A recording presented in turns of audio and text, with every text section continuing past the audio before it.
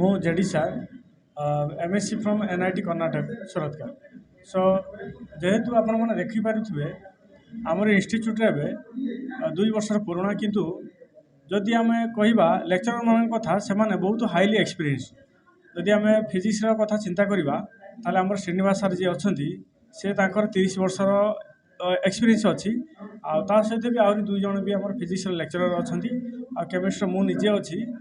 JD सार ता सहित आउ जन भी सार अच्छा है कि सेमती मैथ्रे भी 2 जन अच्छा। तो यही इंस्टीट्यूट आमर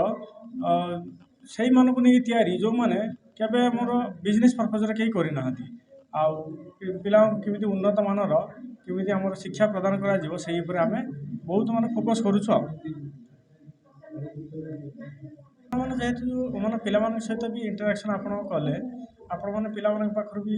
आपड़ तो मुझे जहाँ देखुली पिला आग आप पचारि सारी तो मुझे बेसी किसी कहबी ना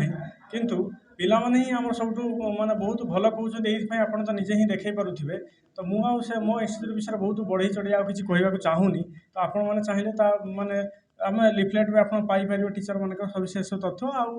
अन्य सब सुविधा केमी दि जाऊँगी।